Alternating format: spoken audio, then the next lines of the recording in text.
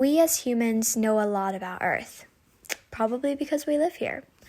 But there's so much that's undiscovered. It's called space.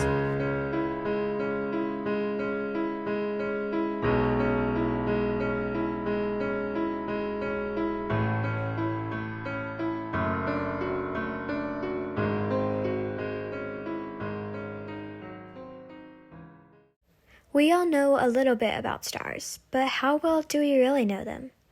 Well, probably not as well as Henrietta Swan Leavitt did.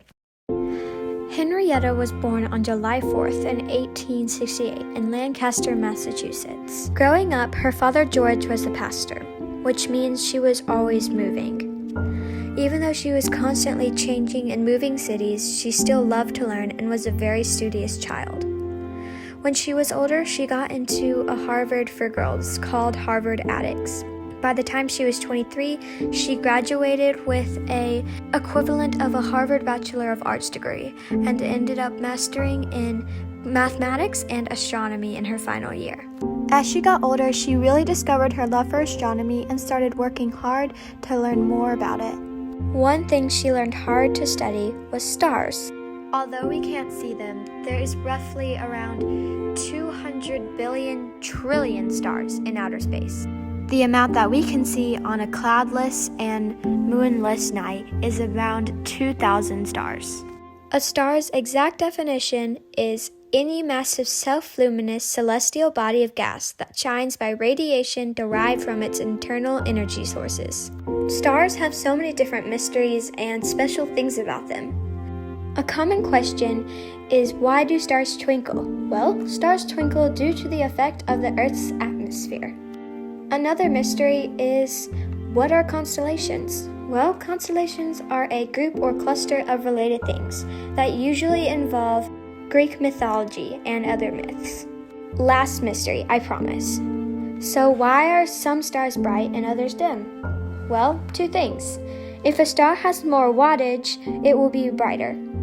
It also depends on how far stars are away from us. If they're closer, they'll be brighter. If they're further away, they'll be dimmer.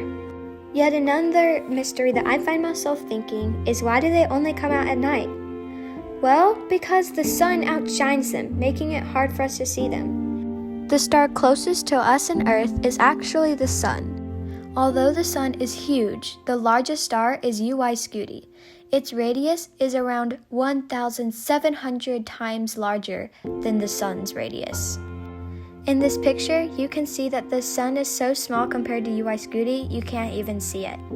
The closest star outside of our solar system is Proxima Centauri.